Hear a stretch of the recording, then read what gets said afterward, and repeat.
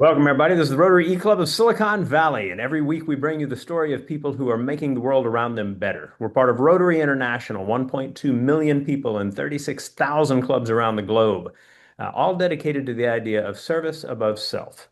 So this idea of service is something that we believe is what puts joy and meaning into one's life. When one understands that opportunity to address the needs of others in really powerful ways, that is something special. Our club has had a special focus on innovation, entrepreneurship, and education for a long time. We are a hyper flexible version of Rotary. Our club is both online and asynchronous, and you can find out more about us at rotary.cool. That'll get you to us. If you're curious about Rotary generally, rotary.org is the right place to be. But if you're curious about solutions journalism and some especially interesting things happening in the French city of Nantes, then I think we have exactly the right person to talk to us today. His name is Peter Yeung. He is a solutions journalist and an award-winning one at that. And we are really excited to have him giving a message to our club. Peter, welcome to the Rotary E-Club of Silicon Valley. I hand the mic over to you. Great. Yeah, thanks so much for inviting me on today, Rushton. And yeah, great to have the opportunity to speak a bit about my work and also some of this reporting, as you mentioned before. A brief summary is basically I'll tell you a little bit about myself, about solutions journalism, yeah, very briefly, and we can maybe speak about a bit about that more in the questions. And then I'm going to take you through a bit of a case study of some of solutions journalism reporting that I did in Nantes and how they are looking to build or are in the progress of building what they call a non-sexist city. So it's quite an interesting case. And I think, yeah, from there, I'll just jump straight into my presentation. We don't need to stick around too long, so I'll get around sharing my screen. And there we are. Need to move this out of the way into a slideshow. And so, yeah, here we go. So, yeah, as mentioned, so we're looking at this case study in Nantes, where I was doing some reporting just at the end of last year. So yeah, a bit about me, as mentioned. So I'm a journalist based in France, and yes, I do focus on solutions as that last point, but broadly things climate, environment, global health, human rights, all of these things listed here. Also being based in Paris croissants, so I have previously been a judge for the best croissant in Paris competition. Fun fact. I tend to do personally on the ground reporting. I've done a lot of reporting in the global south, in West and Central Africa, in Latin America, in Asia. And that tends to be, there with my camera, my drone, and going to remote places to do my reporting. This case, I guess, in Nantes in France, wasn't too much so, even though it's not as a heavily reported area. It was just a couple of hours on the train for me. And yes, and so a few things. Just I try and be non-extractive and trauma informed and low carbon and this kind of thing too. But moving swiftly on. And so just give you a quick primer about what solutions journalism is, because I assume most people won't know, even though it is much a growing field these days. And there has been, I suppose in the last decade in particular, maybe 15 years in particular, been a huge sort of explosion in the use of it. And now you're seeing sort of places like the New York Times creating their own specific solutions sections, the Headway part of New York Times, the Washington Post, well, it's a bit up in the air now after their troubles, but the climate solutions section there too. I think everyone's really getting on board. But yeah, so briefly to explain, so the Solutions Journalism Network is a US based organization. And they are kind of, I mean, they don't want to be seen as the arbiters necessarily of what solutions journalism is, but they've done a lot of work to help define and roll out the concept. And so they define these four pillars of what a solutions journalism story should be. And in order for them to be sort of effective and valuable to the public good, I suppose. So so with the response, I guess it's kind of defining what the problem is and in terms exactly of, I suppose if there's a difficulty of, well, we'll go into the example of Nantes straight after this anyway, but maybe it's rural healthcare and why exactly that's a problem, how it is impacting people's lives, and you go into detail explaining this kind of thing. Um, and so the response that's being proposed to that, um, insight in terms of how they went about doing that job, so details into things like funding and how many employees were involved, or this kind of thing.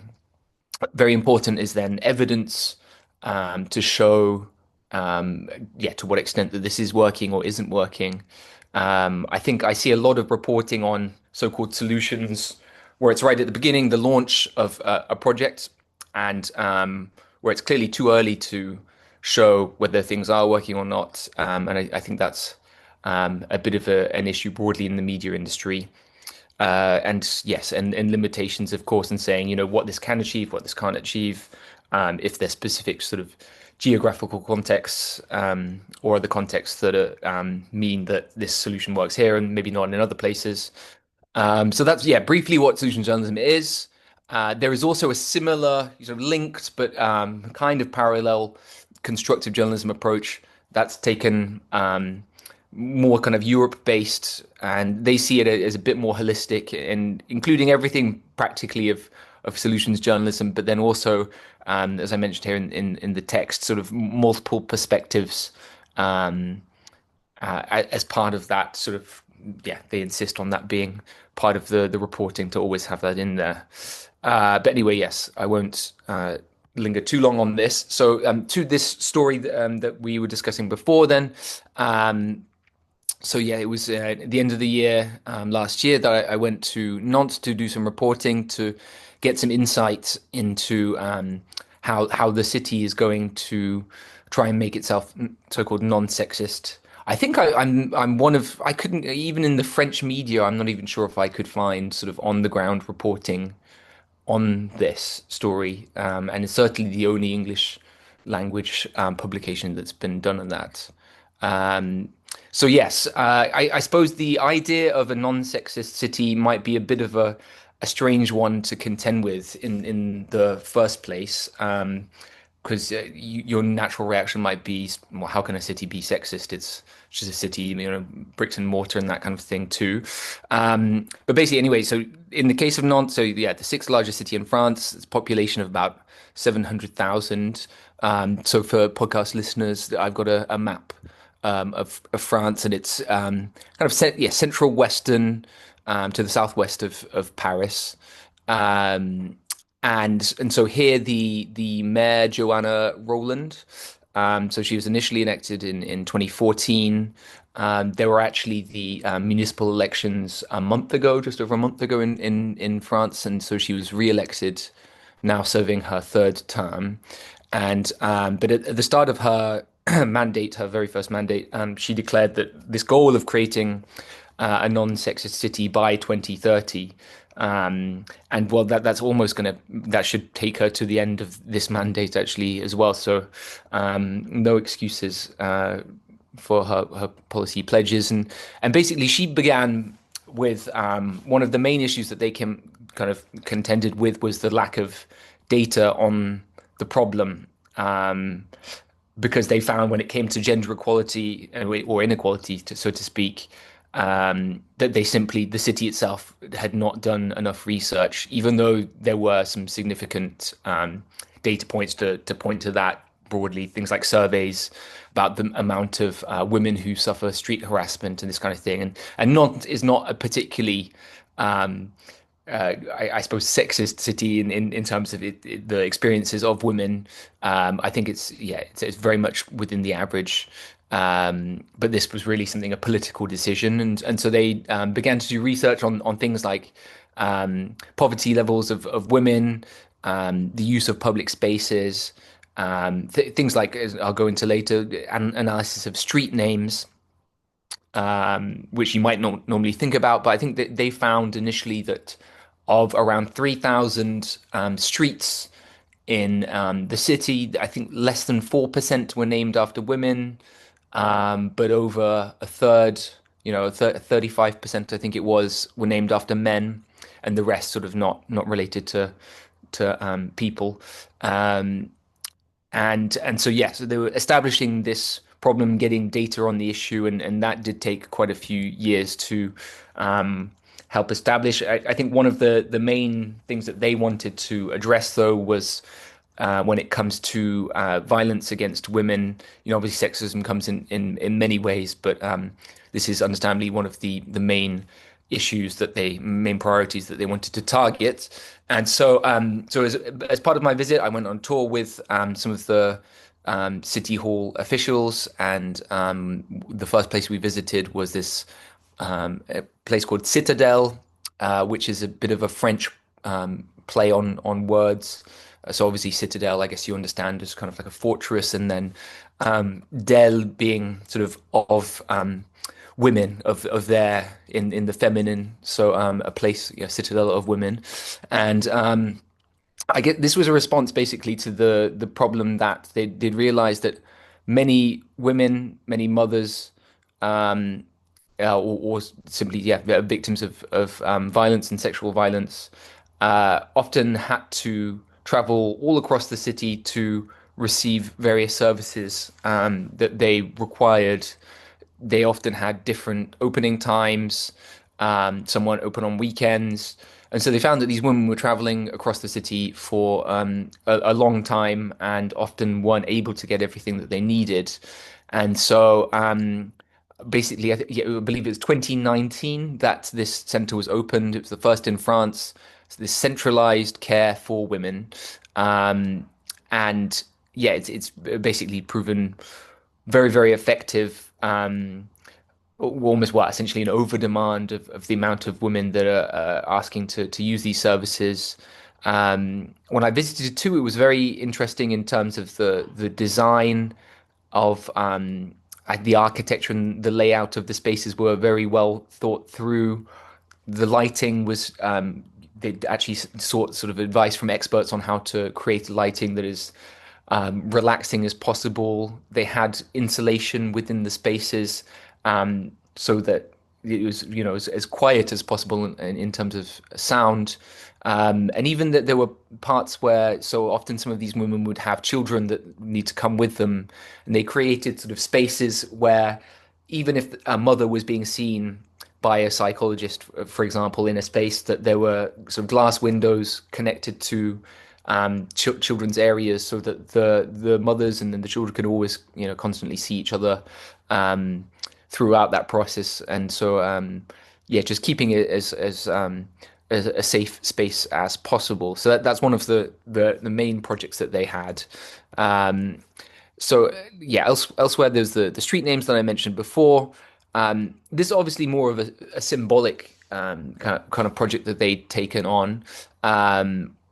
And so this analysis that I mentioned before, it was something like 3,000 streets, and a tiny proportion of those being named after women. So they had sort of a public open call, really just from any proposals for names to be suggested, to then start renaming these streets and public services. So there's some that you might recognize quite well already. The examples I give here: Josephine Baker, Frida Kahlo, and then Clémence Lefebvre, who might be a bit less known, but if you're aware of Beurre Blanc, which if you've into your fine dining, well, she is the one who created this sauce, and she's relatively little known. I didn't actually know that she was the one who's behind this now, but if you go to any French culinary school, or pretty much any culinary school in the world, I imagine you probably have to learn how to make this classic sauce.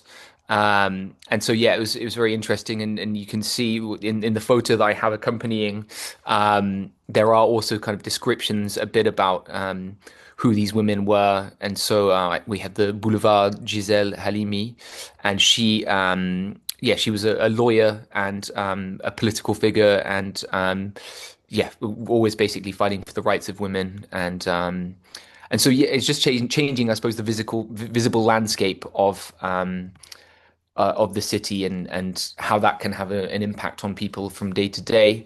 Another one which I found very interesting too was very much changing of the public space and I suppose how yes, your interactions with it day to day, and it was this decision to create what might even might be difficult for some people to even accept these days, but benches in public essentially made for parental services, but I think broadly for breastfeeding because I was told actually during this visit that I did. Um, that it was linked to a case where a woman who was doing some breastfeeding with her newborn in the train station in Nantes, and she was actually reprimanded by one of the train station employees. Who wasn't a municipal worker, but nonetheless regrettable decision because often women mothers have to do breastfeeding, but there still remains a sort of a big taboo about this. So the city decided to invest in these new kind of quite innovative, some might say radical, spaces for breastfeeding. It was actually initially inspired by similar projects in Barcelona, Spain, and yeah. So the idea is just to say, look, this is an essential sort of activity that women need to do. We're going to put these in central parts of the city and allow them to be used without sort of taboo. So yeah, there we go. Moving on. Another, a major one that perhaps isn't thought about enough too, but across the city, schools and day to day as you're growing up. Um, huge amount of your childhood is probably spent in the schoolyard, sort of before and after school, and in your recreational sort of breaks, and so, but they realize that often these spaces are dominated or geared towards boys, basically. So you often have soccer pitches in France, and during the breaks, the entire space is filled by a match. Maybe some basketball teams too, but it physically and I suppose symbolically, it sort of marginalizes the girls and the activities that they like to do. So the city basically went about sort of reworking these schoolyards and basically trying to create some more spaces for other kinds of activities, some more reflective activities, calm activities for things that might be more creative as well. So often introducing um, bark, quite simply tree bark on the ground to create a different kind of vibe, more vegetation. In the images that I have here on the slide too, on the right hand side, I've got it's sort of a before and after of some before some of the work was done, and it can be quite simple, straightforward. But the top quite clearly shows sort of a yard filled with tarmac and looking very grey. You can see sort of a basketball net in the background, and then after the work has been done, I think what have we got, like 5 or 6 sort of tree plantations.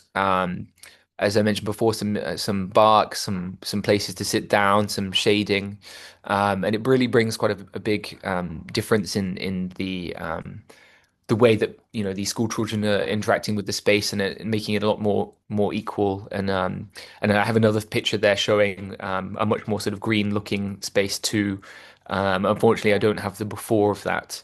But yeah, so far, as I mentioned in my slide here, about 60 of the 160 schools yards have been transformed already, and this is part of an ongoing study to so that there's municipal employees that are following the progress of this and how the children were reacting to it.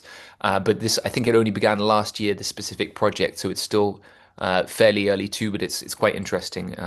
And so this case here of the sanitary products, I think it's relatively well known in comparison, but basically it's looking at addressing period poverty and basically the lack of access that many women and young girls have to sanitary products. And so it's basically the city has been leaning on its access to these public buildings, whether they be libraries, swimming pools, gymnasiums, that sort of thing, and installing dispensers that can be, yeah, just accessed very easily. And so the goal is for every woman in Nantes to be able to access one of these dispensers within a 15-minute walk of their home. And there's been a huge sort of response to that and a huge demand.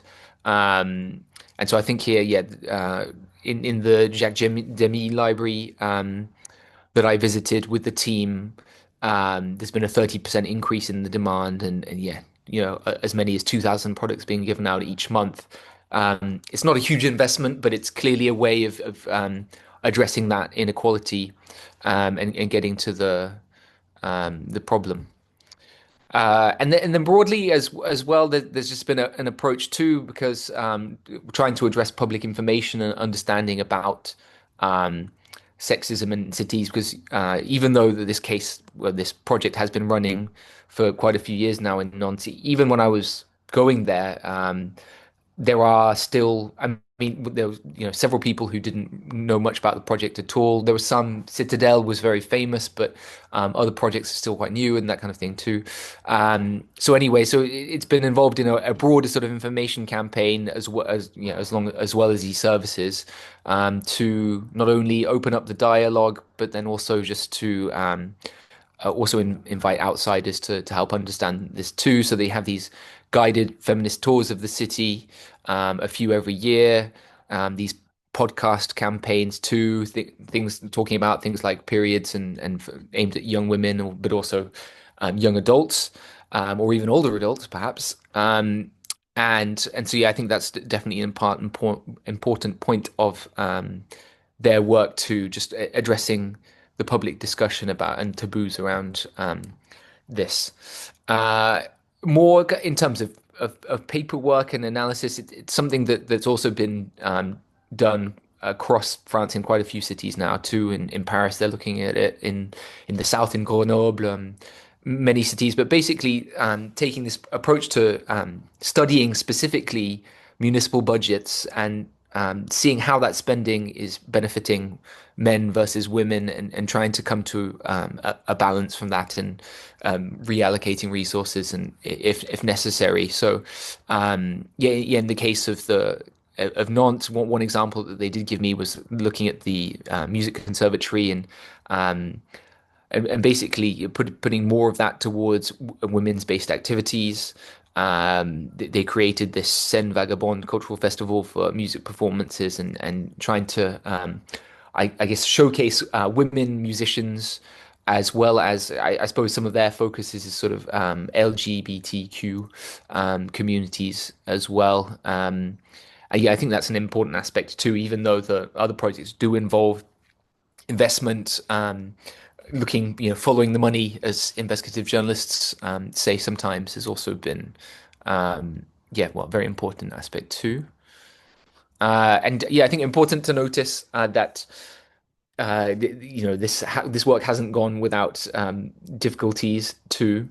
Um, Currently, in the context of France, especially in recent years, but also I guess across the globe. Well, when it comes to humanitarian funding, but broadly money for these kinds of causes in France has been on the decline when it comes to the national government investing in it. Um, in the case of Nantes as well, there's the city itself, which is under, not in necessarily in American terms, but what we call a socialist government here in France, which broadly means sort of left wing liberal kind of government too. But in the surrounding area, the communes, as that the districts are known, tend to be more right wing leaning. In the case of the national government as well, that's been changing quite a bit over to the mayor's time in office, and that's proven quite difficult when not everyone is seeing the same, going in the same direction. And yeah, the lack of awareness, as I mentioned, quite a few people that I spoke to in Nantes were still not aware of this, and the work that's being done, and so that outreach is constant. Um, and yeah, this backlash against feminism too. I think there's been a lot of talk about the manosphere recently, um, and there's yeah no exception in Nantes and the area too, and um, yes, critics trying to suggest that uh, it's yeah it's a conspiracy and it made up these kind of inequalities and sexism too. So sorry to have a bit of a negative turn despite some of those positive achievements. So I think yes.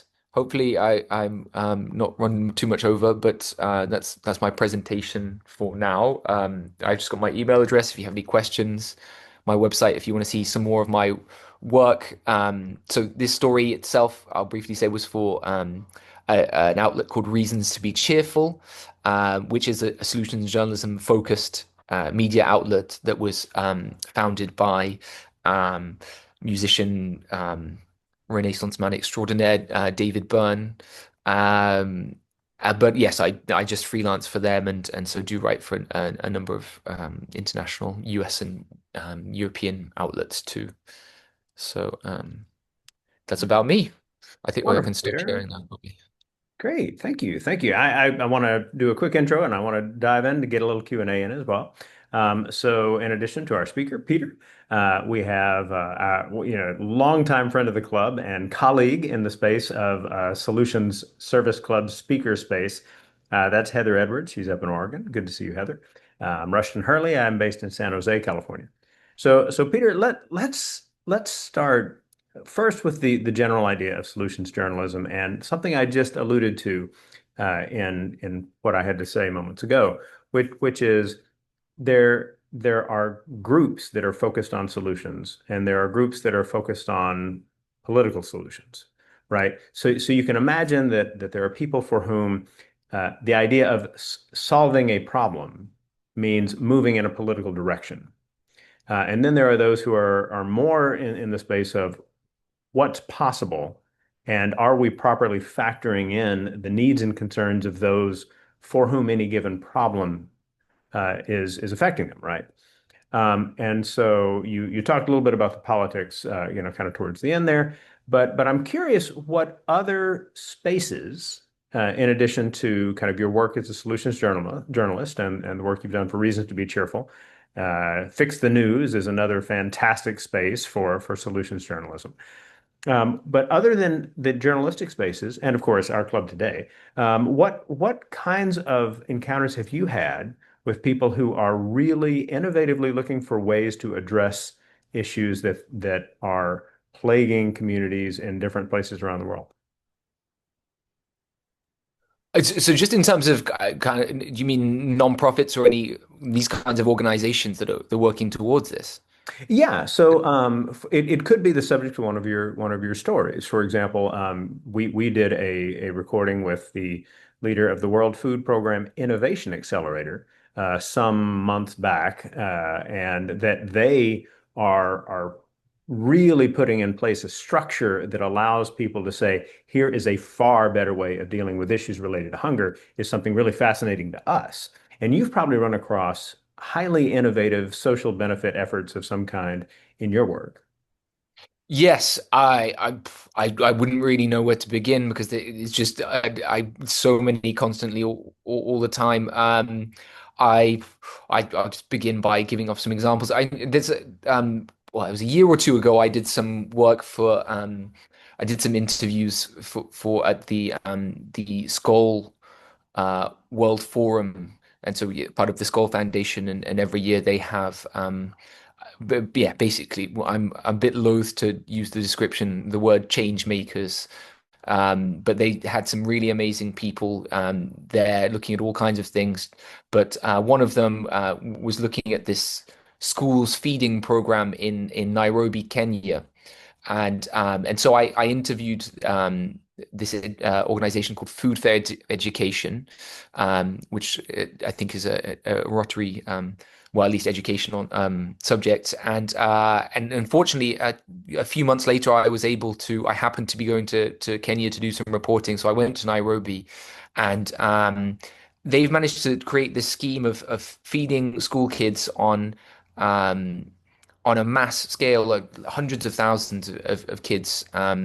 using healthy local produce that's organic, um, and sourced, created within this like central hub, amazing hub full of it was kind of like an industrial space, but for good, and um, and how, when it comes to malnutrition and young children in Kenya is a huge problem, just not being able to eat enough food to properly benefit from being at school.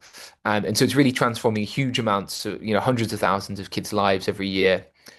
So that's one example, but yeah, I could really give so many. Let me see. I recently, well, no, actually, a couple of years ago, I did some reporting in the Ecuadorian Amazon rainforest about there's an indigenous community that's based there, and I suppose like many across the world now are facing problems when it comes to urbanization, development, and as they often live in areas with huge natural resources, whether those be the forests themselves or the things like gold and mineral resources in the ground. Um, but one thing that this organization, Carol Solar, had managed to do is to um, create, because often the growing amounts of population coming through and going back had been based on petrol boats, petrol gas powered boats, and it would create a lot of pollution in the water, a lot of noise that disturbed the wildlife. They created these solar powered boats. And so I managed to visit this place. It's a bit of a long story, but it was just amazing to be able to go along the river on boats powered by the sun, and almost silent, in the remotest part of the Amazon, basically. And so you could see all this incredible wildlife, and how it created this sort of self-sustainability for these local indigenous communities themselves. They did not need to rely on outsiders. Um, so that's just one other example. But as I say, I could continue talking about that for hours, so I probably wouldn't go. The idea of floating along the Amazon without the interference of a boat motor engine messing up the experience sounds pretty amazing. Um, Now, when we look at the idea of solutions, and I want to tie this to a something specific you said about the city of Nantes, which which you referred to at one point as not a heavily reported area. Mhm. And that idea that any given topic or any given location may not be a focus becomes an opportunity. It's an opportunity for a journalist looking for amazing underreported stories. It's an opportunity for a service club that is trying to inspire people to see new possibilities for their communities. That seems very exciting to me. But is there a method you have for searching out underreported stories? I mean, I can imagine solution journalism generally being contrasted with sensationalism, clickbait, and what happens in all kinds of stuff in the standard media. But you personally, as a journalist, is there an approach you take to getting to underreported stories? Yeah, well, just was very good point you make in terms of solutions journalism, because often, as through the basis, the pillars of it that I was speaking about before, we're often looking for signs, evidence of things working. Often these come with exclusive, data and findings themselves, and therefore a new angle, um, and often these findings are the most compelling things for readers themselves about these huge changes in what's been able to be achieved. In terms of finding stories, right, it's a mix of things. I have this very much in mind. Sometimes I am, because I am, in fact, in next week I'll be going to Kazakhstan, um, which I think is fair to say is another fairly underreported region, and so yes, but I must. It's always a bit of a balance between time for preparation and sometimes I have more time than others, um, and really it's a mix of things too. I suppose there are some very broad uh, cases that I do look for when I go to a new place for the first time. Maybe just looking at data and seeing how I suppose whether a place is a pioneer for something in particular. So I think about Vienna's famous for its public housing as a leader in that kind of realm, or Norway. I remember I did a story in the past about its heat pumps and how that's a world leader too. When it comes to identifying, so I honestly like to there. I mean, the one quite straightforward thing is looking at previous media reporting, but obviously you don't want to be reporting on stories that people have already done. So just reaching out to even if it's grassroots organizations, to have phone calls. For in this case of my Kazakhstan trip, been speaking to um, local reporters as well ahead of time to field ideas from them that they think might be worth reporting on, um, and then I'll go and collaborate with them on these stories and pay them very fairly for them for this and give them credit too. Um, and but then often when it comes to my reporting, I suppose it can be finding stories on the ground as well. I think, as I mentioned before, I tend to go on fairly slow, long trips, generally, and so I think it is important to keep your eyes open to stories that you hear on the ground that you would never be able to have discovered through a Google search, such kind of approach. But yeah, more practically for the members of Rotary, I think it's just important to try and have conversations with real people, because often um, just within a conversation, something will come up that they maybe did not think was important, but actually can lead to, in my case, a whole other story, but in their case, maybe a whole new approach at tackling an issue or the like. So making time for conversations, I think, and not over packing your schedule. Peter, I had a question about this non-sexist city in particular. What has the reaction been after you reported about this? Have you received positive feedback, negative feedback? Yeah, only positive feedback too.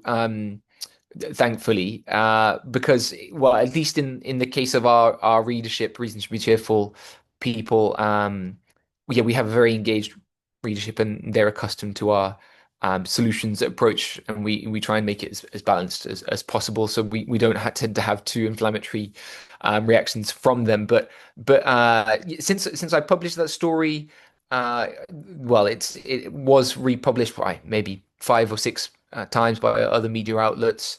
Um, as I recall, I did receive a few emails from professors, and in fact, actually, I think one person that I in was in contact with during the story reporting phase as a sort of an independent expert, then asked me to put them in contact with the Nantes city authorities to then hopefully organize their own visit too. So that was quite nice, coming full circle and seeing maybe if they can learn personally. That is exciting, and I think that's part of the ripple effect that I didn't know the term solutions journalism, but I think that's some of the power that you have to leverage those kinds of that growth in networking, because that's how those conversations happen, right? Have you had negative feedback to any of your stories? You did address some backlash, so I'm wondering if any of that's directed at the messenger. Uh, I guess negative impact. I did a story recently, one I knew it was going to be a con. We don't tend to have stories on and not necessarily intentionally, but they don't tend to be too controversial in terms of issues. But there was one story I a few months ago, I was in, well, it was in January. I was in Morocco, and I reported a story about how in the past there used to be a very large Jewish population in Morocco, and for various reasons, um, there is no longer a very small population that remains. Um, but still, throughout the country, there is a huge amount of, namely, Jewish Moroccan Jewish land, so cemeteries and burial sites and this kind of thing too. And so, an organization called the High Atlas Foundation that I met wanted to try and encourage this land to be reused, because often it's a huge amount of land, and in Morocco they're suffering when it comes to a lack of farmable fertile land. And so this organization was working with sort of some of the last remaining sort of Moroccan Jewish community leaders to gain permission from them to use the land, and then working with local villages of Moroccan Arabs to cultivate mostly fruit trees as well, 'cause fairly high value crop, and sending the crops around to local villages that were suffering from malnutrition. And so I can't go into the whole details of the story, but basically, um, some responses, and I think that, well, this is mainly on social media, were the sense that, um, yeah, and this is a case of Moroccan Arabs being anti-Semitic against Moroccan Jews, given the complex situation around the world. And it's a shame because it's precisely the opposite intention, I think, of this project too. It was more about sort of religious co-harmony, and often they would have Jews from outside of Morocco coming to visit these sites, and some really beautiful things like yeah, there's a lot of background, but there were some local women weavers who were Arab who began to incorporate um, Jewish iconography, so like candelabras and things like that, into their rugs too. Um, and so, yeah, very nice story, but unfortunately, yes, some people. Well, I think it was more a case that these social media people didn't actually read the story, and maybe saw the headline and weren't happy. So that addresses the difficulty of bringing up complexity when there are many who are striving for simplicity. So if what you want to do is to help people appreciate complexity, I look at something like, having the breastfeeding benches in public, having the new schoolyards as a way of a community tapping the talents of all of its members, right? So, you can imagine an argument for diversity being the kind of thing that is picked up, in political terms very quickly, an argument for economic empowerment as being something that may land a little differently. When we look at Nantes in particular, is there something that the mayor and her team have done that has been effective politically for getting people on board with the idea of protecting and empowering women? Right. I think I suppose when it comes to um, the most unequivocally, so, well, I guess in American terms, sort of more bipartisan, but yes, less politically divisive, has been this case of the Citadel, because it's very much hard to d deny when it comes to physical violence against women.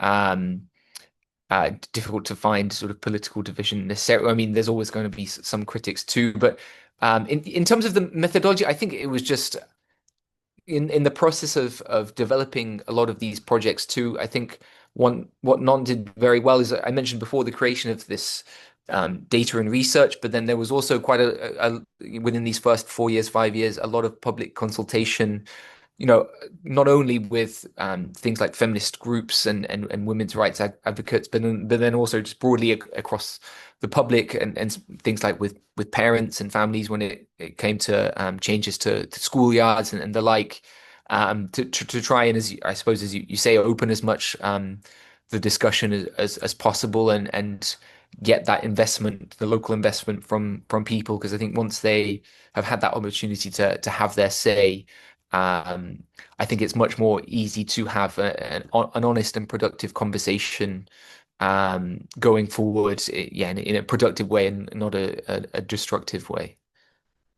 Well, I think that's probably a good place to wind down, especially since it touches on two of the elements of the four-way test in Rotary, which is, will it be fair to all concerned? Will it be beneficial to all concerned?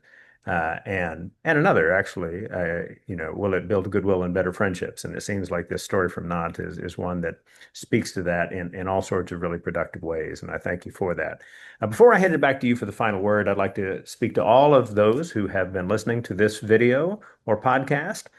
thank you for taking your time. It is very much our thought that complexity within stories, once appreciated, can allow people to have far better conversations about what it is that can be done to address the needs of those who are having difficulty near and far. Our work as an online and asynchronous club with members in 9 or 10 countries around the world is that we believe we can inspire people through sharing these kinds of stories to be able to make good things happen in their community.